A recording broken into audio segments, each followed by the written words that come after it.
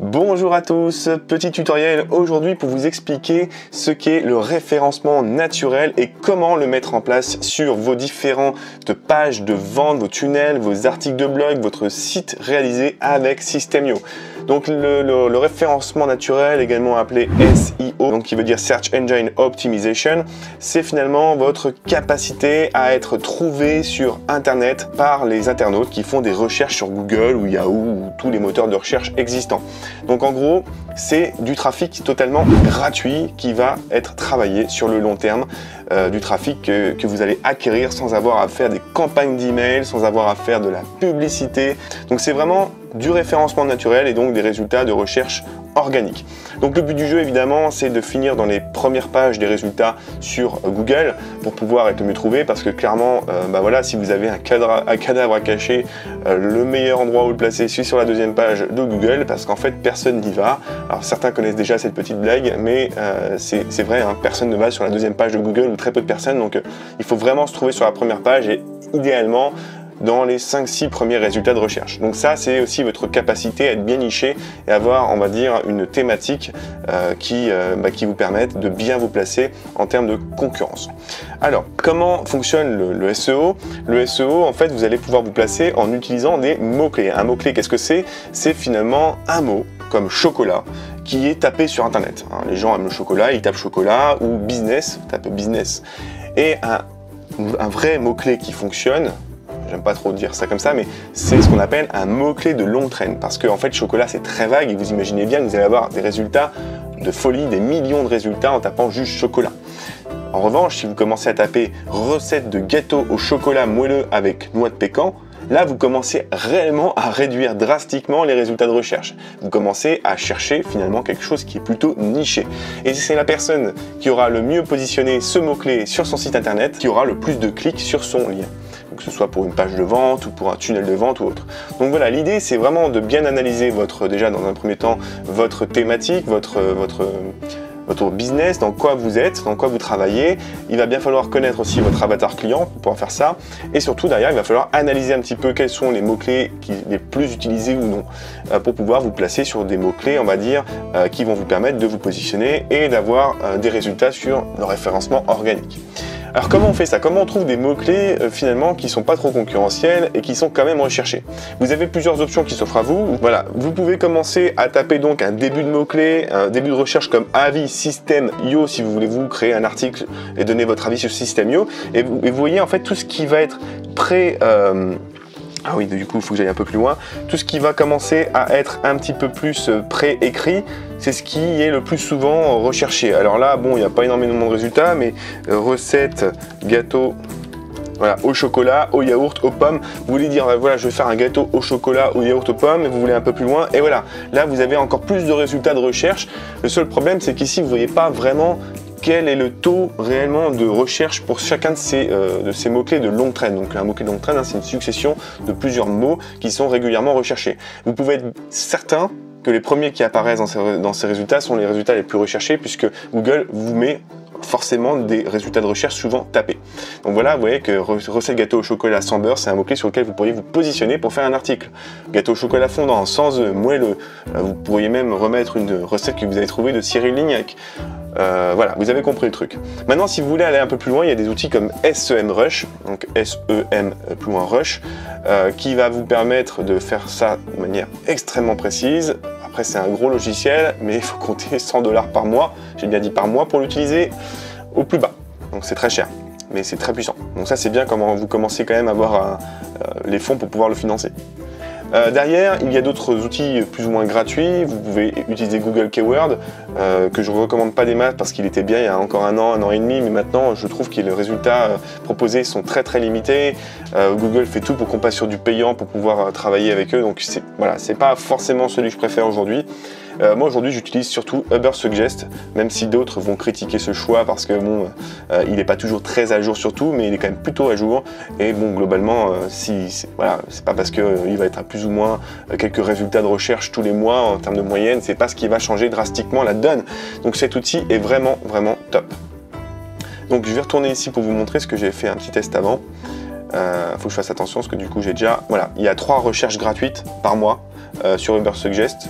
par jour, pardon, 3 recherches par jour pour pouvoir faire utiliser la version gratuite. En revanche, il faut savoir que Ubersuggest a un plan lifetime, donc c'est-à-dire à vie. Vous allez pouvoir vous créer un compte, je crois que c'est 200 € à peu près, donc c'est pas très cher. Et après, vous allez pouvoir faire autant de recherches que vous souhaitez à vie pour un site. Alors, comment on fait sur ce site finalement pour trouver des mots-clés qui vous conviennent? Alors, on va partir sur un mot-clé comme vous l'avez vu juste avant sur les résultats que vous avez pu voir. Je vais vous montrer ça en détail. Moi, je vais partir du principe que je vais chercher des mots-clés pour pouvoir placer une formation qui explique comment vendre des formations, en l'occurrence sur System.io. Donc, là, moi, je vais taper vendre des formations. Voilà, il me propose, parce que je l'ai tapé tout à l'heure, et je fais rechercher. Vous, si vous voulez voir comment vendre des coachings pour le sport, comment vendre des coachings en immobilier, vous tapez ça, vendre des coachings en immobilier ou voilà, tout ce qui va concerner ce que vous voulez vendre, ou pas forcément vendre, mais l'article de blog que vous voulez mettre en place, comment gérer un bail, je sais pas, locatif, enfin, je dis des bêtises, voilà. Il faut vraiment que vous trouviez en fait ce que vous voulez créer comme contenu, que ce soit payant ou gratuit, et vous allez chercher un mot-clé pour qu'il soit idéalement placé de manière à ce qu'il ne soit pas trop concurrentiel et que vous puissiez vous placer dans les résultats de recherche sur le long terme. Encore une fois, cherchez pas, quand vous aurez créé votre article, dans une semaine, vous n'aurez pas encore des résultats probants avec votre site qui apparaît dans les premières pages. Et de toute manière, pour apparaître après dans les premières pages, soit vous êtes vraiment extrêmement bien niché et que vous êtes, on va dire, un précurseur un peu dans votre métier. Je vois bien avec le MLM via System.io, il y a quand même pas mal de choses à faire là-dessus, et ceux qui commencent à faire des articles de blog sur ces sujets sont bien placés assez rapidement. En revanche, après, dans certaines thématiques, il va falloir aller un peu plus loin que le SEO et faire, aller un peu plus loin que le SEO, aller un peu plus loin que la simple optimisation des mots-clés et faire du backlinking aussi. Et ça, j'expliquerai plus tard ce que c'est que le backlinking. Donc je cherche. Là, il me dit inscrivez-vous gratuitement, c'est bien. Donc voilà, on va analyser un petit peu ces résultats pour que vous compreniez. Là, vous avez un volume de recherche qui est en fait un volume moyen. Hein, c'est pas exactement ce qui se passe tous les mois, mais sur un certain... voilà, là, c'est sur 6 mois. En 6 mois, parce que je suis sur une version gratuite, et donc il me propose pas plus de 6 mois d'ancienneté. Donc en 6 mois, on a un volume quand même de 70 recherches par mois. C'est pas dégueulasse, on peut déjà commencer à se placer pour un article de blog ou autre, c'est-à-dire que on a potentiellement 70 personnes tous les mois qui vont voir notre article, s'ils sont intéressés par le sujet. Ensuite, on a la difficulté SEO, donc en gros, c'est la difficulté à se placer sur ce mot-clé, ou ce mot-clé de longue traîne. Donc en gros, là, c'est plutôt simple. Et en payant, donc le SEA, cette fois-ci, SEA, donc le Search Engine Advertising, donc en faisant de la publicité sur YouTube, sur Facebook, sur Google, sur toutes les plateformes qui proposent de la publicité. Donc c'est pareil, c'est facile, et en gros, ça reviendra à payer à peu près 1,50 € au coût par clic pour une pub. Ok, là on voit donc, on voit que c'est quand même quelque chose de plutôt stable. Ça, c'est intéressant à voir aussi le volume de recherche pour voir si c'est quelque chose qui est plutôt ascendant ou descendant. Là, malheureusement, sur 6 mois, c'est que c'est pas très parlant, mais là, si vous avez une analyse sur 1 an ou 2, vous pourriez voir si aussi votre mot-clé est quelque chose qui est de moins en moins recherché, et donc clairement quelque chose sur lequel il faut pas trop s'orienter, sauf si on veut remettre le truc à la mode, ou si c'est ascendant et vous dire, bah voilà, il faut que je me mette maintenant dessus parce que c'est de plus en plus recherché. Là, le résultat est pas forcément parlant pour pouvoir analyser ce genre de choses. Et le truc très intéressant derrière, ce sont les idées de mots-clés, parce que vous avez tapé quelque chose un petit peu au pif, vous voulez trouver justement des idées et des mots-clés qui seront les plus efficaces, et c'est ici que vous allez pouvoir trouver vraiment des résultats intéressants et variés. Et donc, voilà, vous avez votre mot-clé principal qui est ici, et ensuite vous avez d'autres idées. Donc là, nous on était sur vendre des formations, et là il vous dit vendre des formations en ligne, c'est encore plus recherché. Et c'est encore plutôt plaçable, c'est encore, voilà, il n'y a pas trop de concurrence encore là-dessus, donc il y a encore des choses à faire, que ce soit sur des articles de blog, sur YouTube, sur un produit, un tunnel de vente, peu importe. Vous avez d'autres idées avec 30 recherches mensuelles en moyenne, etc. Alors clairement, tout ce qui est en dessous de 10, c'est pas top. À 30, 40, 50, selon votre niche, ça va être intéressant pour développer des articles de blog ou autres, parce que même si c'est très restreint, ce seront toujours des personnes extrêmement qualifiées que vous allez toucher. Encore une fois, que ce soit sur un site internet ou sur YouTube ou autre, clairement, ce que vous voulez, c'est pas avoir des milliers ou des millions de vues. Ce que vous voulez, ce sont des clients, des prospects qualifiés. Il vaut mieux avoir 100 vues sur une vidéo, mais 100 vues extrêmement qualifiées, que d'avoir 3000 vues de touristes qui viennent juste voir quelque chose parce que voilà, il y a une belle image qui leur a donné envie de cliquer. ça va pourrir votre reach sur ces différents réseaux et vos stats. Et en dessous, vous avez également des idées de contenu, donc ce sont en fait d'autres personnes, vos concurrents en l'occurrence, qui se sont placés sur ces mots-clés et vous allez pouvoir aller voir ce qu'ils font. Moi, je vous suggère vraiment d'aller voir ce qu'ils font pour pouvoir vous en inspirer, ne pas copier évidemment, il ne faut jamais copier des contenus, hein. Google ça le détecte et puis va vite vous mettre vous blacklister. Donc vous pouvez aller analyser, regarder comment ça se passe, vous en inspirer et ça va vous permettre peut-être de vous dire ah bah tiens, moi j'avais des idées déjà de mettre tout ça, il me manque ça et ça, je vais le rajouter, je vais le dire différemment. Ou vous avez du coup aucune idée de comment mettre en place tel article et allez vous inspirer de plusieurs articles de blog, de reprendre les grandes lignes et vous après de développer vos propres chapitres avec vos propres idées en ajoutant idéalement d'autres chapitres pour apporter plus de valeur. D'accord? Donc là on a du backlink, hein, ça c'est hyper important aussi pour le référencement naturel. Mais j'en parlerai dans une autre vidéo. Voilà, donc voilà pour les mots-clés, j'espère que vous avez bien compris ça. Sinon, bah, n'hésitez pas à mettre un commentaire, on en parlera, j'en parlerai, je répondrai à vos questions à ce sujet. Ensuite, bien, comment on met ça en place sur System.io? C'est assez simple, mais malheureusement, très peu de personnes le font. Et surtout, on a tendance à être court-termiste en fait, un peu quand on réfléchit, on veut aller vite et on fait pas attention à tout ça, ou on maîtrise pas assez l'outil qu'on a comme System.io et on va finalement rapidement faire notre tunnel de vente ou pas rapidement d'ailleurs, on va faire un truc super sympa et tout, mais on va pas penser du tout au SEO, à la recherche organique. C'est bien dommage parce que si vous faites ça maintenant, vous aurez vos premiers résultats dans plusieurs mois. Et surtout, eh bien, quand vous récupérez des tunnels qui sont mis à disposition par des membres de la communauté de System.io, notamment sur le groupe, qui vous propose de vous donner des tunnels pour placer leurs cookies la plupart du temps, eh bien, eux, ils vont mettre leurs propres paramètres dans tout ce qui est description de méta et je vais vous montrer ça tout de suite. Donc comment on fait? Donc que ce soit sur un tunnel ou sur un article de blog ou sur une page, quel que soit finalement ce que vous voulez éditer sur System.io, on a toujours la même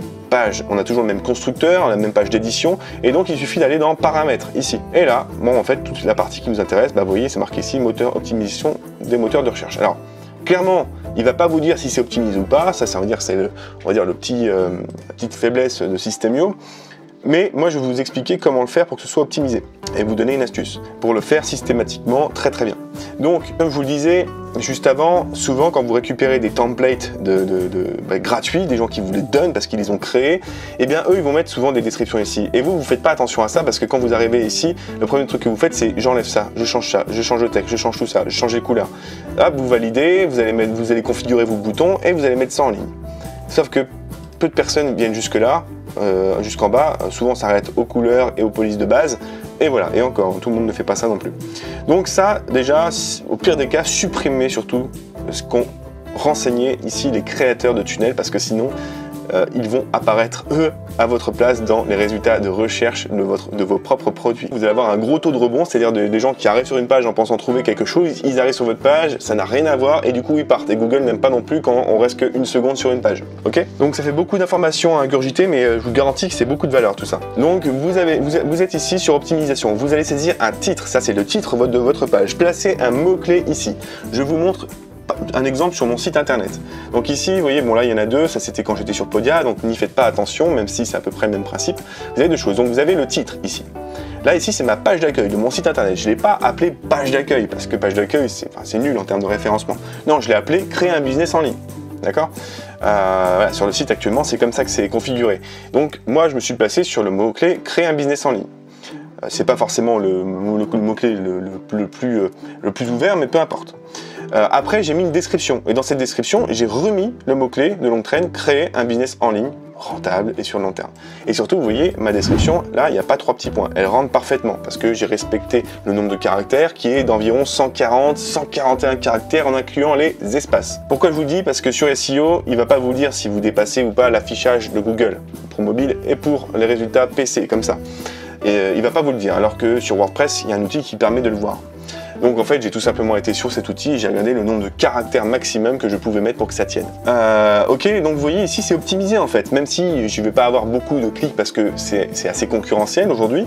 En tout cas, j'apparais dans les résultats de recherche si on cherche créer un business en ligne. Donc vous devez faire pareil, vous n'allez pas marquer forcément ici mon super blog qui avec le nom de votre blog qui est une société, je sais pas, voilà, qui s'appelle masociété.fr où il n'y a aucun mot-clé dedans.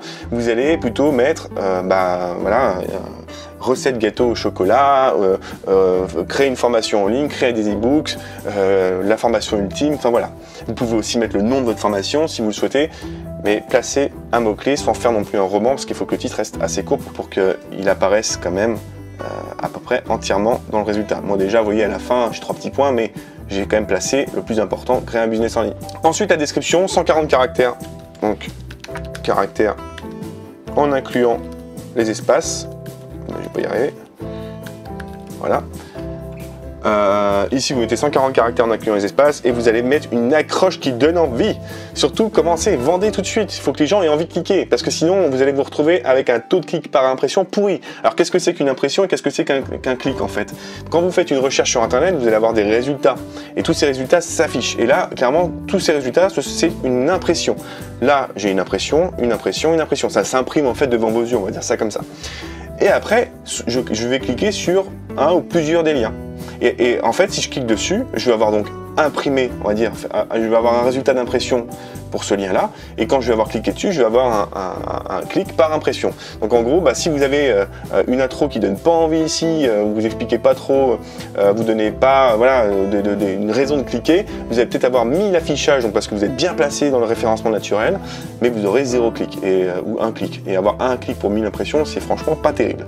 Donc voilà, il faut bien optimiser ça, et moi je vous conseille une chose, c'est de commencer par mettre en fait, là c'est là qu'il faut avoir bien analysé son persona, le connaître, son avatar client, et mettre les problématiques rencontrées par cette personne, les craintes, etc. pour que tout de suite, en voyant la description, il s'identifie à tout ça et se dise « Waouh, attends, là c'est parfaitement moi, il faut que je clique dessus pour voir de quoi il parle lui ». Pareil pour un article de blog, il faut donner envie tout de suite en laissant, peut-être vous pouvez mettre juste un passage de votre article de blog qui donne envie. Vous allez voir les résultats que j'ai eu en 3 mois grâce à cette formation. Voilà, ça peut donner envie à quelqu'un qui cherche justement à avoir des résultats dans un domaine particulier. Ouais, soyez imaginatif et placez un mot-clé dans la description. Ensuite, là vous tapez le mot-clé, donc là je l'ai mis tout à l'heure, donc recette moelle au chocolat et noix de pécan, ça c'est un mot-clé si vous voulez vous positionner là-dessus. Voilà, vous pouvez en mettre plusieurs en les séparant par une virgule. Et vous pouvez vous mettre en auteur soit le nom de votre de site internet, soit votre propre nom, prénom, si vous voulez faire un branding personnel.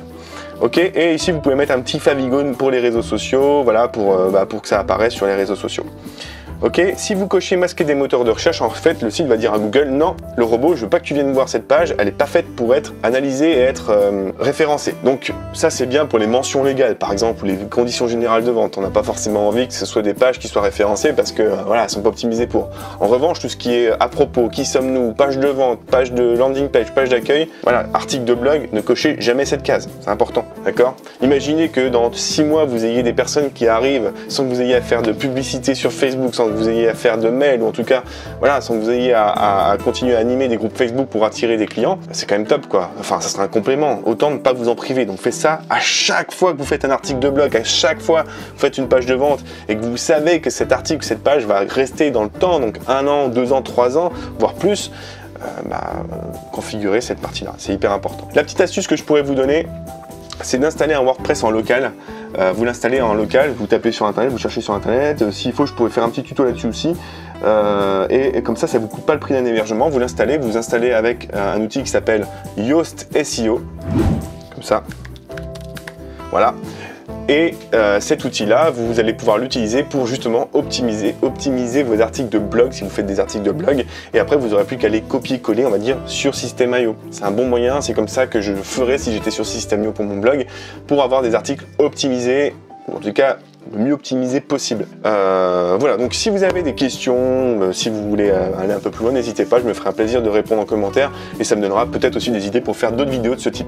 Voilà, c'était peut-être un petit peu long, j'espère que ça vous a vraiment aidé, c'est hyper important, il ne faut vraiment pas négliger cette partie-là, elle est importante pour votre business sur le long terme parce que je pense que tout le monde veut ça aujourd'hui, avoir un business qui marche sur le long terme, donc pensez bien à travailler votre SEO. Allez, je vous dis à bientôt.